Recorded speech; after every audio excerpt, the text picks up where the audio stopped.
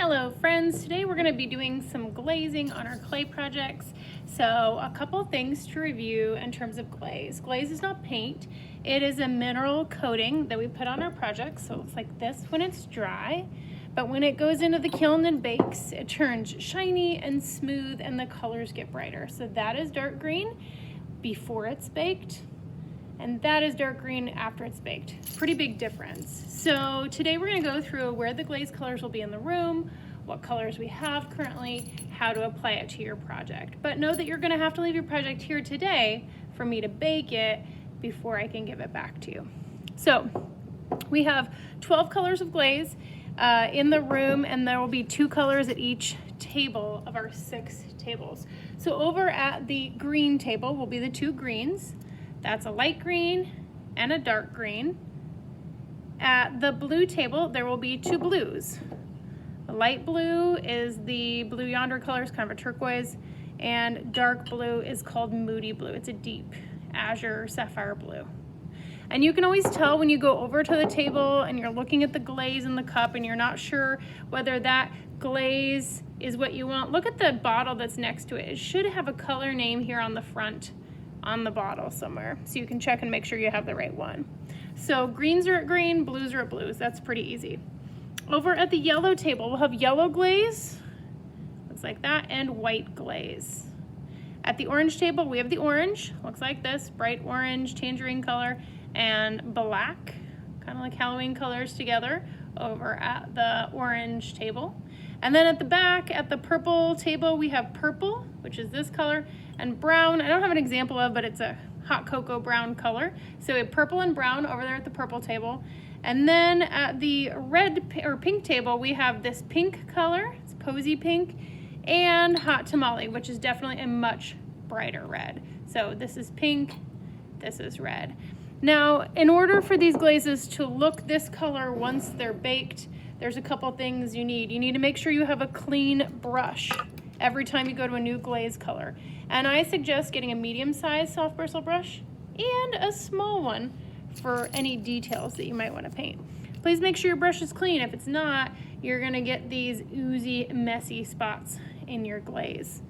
On this one, you can see that when they painted the white, they had a little blue left in their brush, and it left some messy spots. So you want a clean brush, you want to paint carefully so you get nice, beautiful edges like this person did, nice and smooth and clean. They painted really carefully around all the edges.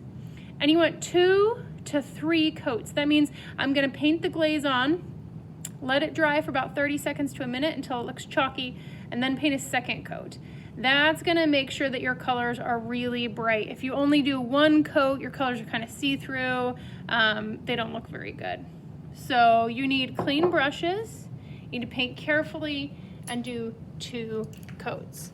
So let's pretend that your teacher has handed you your baked bisqueware. That means your pot has been baked, it's turned white. It's pretty rigid and sturdy. It's still breakable though, so don't drop it. Hold on to it with 2 hands. You're gonna take it to the sink, turn on the water and give it a rinse inside and out real quickly.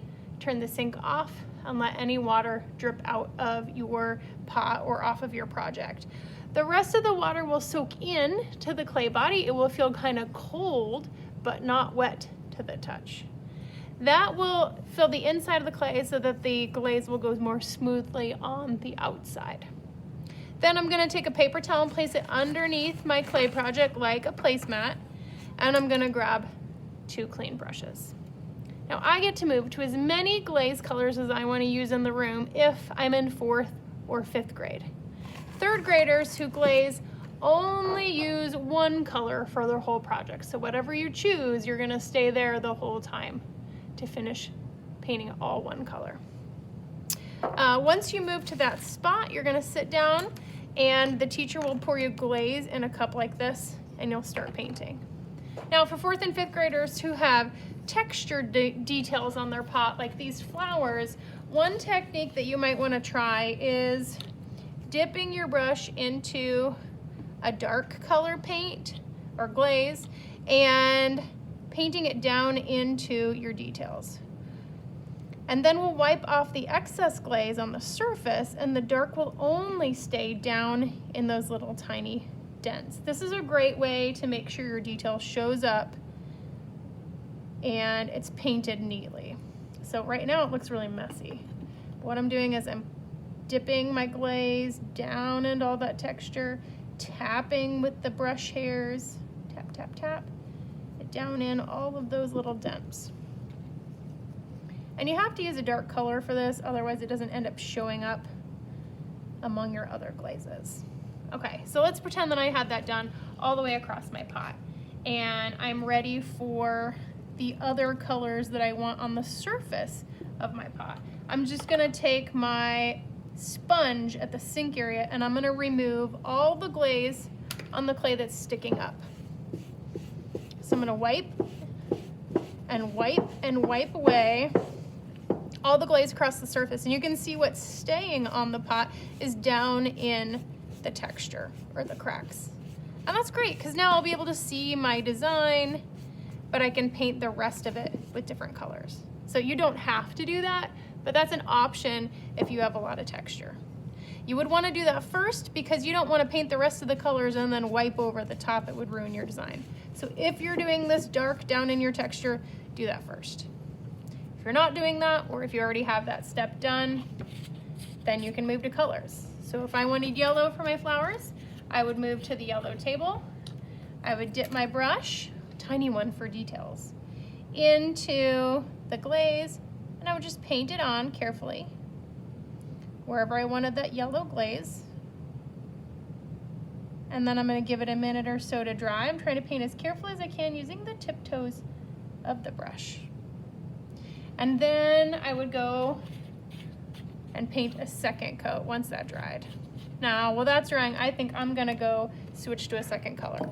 I want the background of this cup to be turquoise blue. So I'm gonna dip my brush in the blue and I'm gonna paint around my flowers. Now remember, everything on your cup has to be painted. So if you do the black lines down inside, that's not completely painted. You still have to paint the surface of the cup. You want to paint everything inside, everything outside. The only part that doesn't get 2 coats of glaze is underneath, the part that touches the table. So if you have a tray like this, you're going to paint all of the top, all of the edges, all the way around except for the one spot where it sits on the table, like that. So make sure that you get everything coated. I would want to put my blue all the way around that detail. And then of course I would want to choose either a second color for the inside, or if you're in 3rd grade, you're going to choose the same color to paint the inside. If you have deep texture on a quail pot like this and you're painting all one color, you can dip your brush in the glaze and wiggle the brush hairs down in to make sure that you get between the quills. I don't want to see any white showing anywhere inside your pot or on the outside between the quills. Remember, the only spot that should be white is the underneath or a spot where you're using white glaze. When you're done today and everything is painted and you've cleaned up your brushes and put those away, you're going to place your glazed ware on the tray where your teacher asks you to.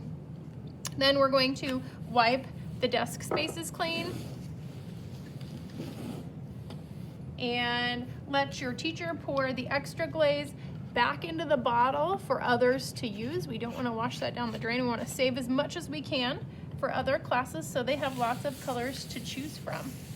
And then it'll be a week or 2 before we see our pots because they need to be baked. So let's review.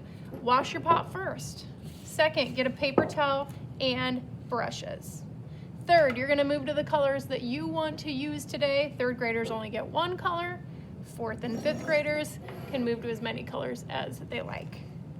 Make sure that everything is glazed except for underneath. And before you put your project away, you might want to have your teacher check it.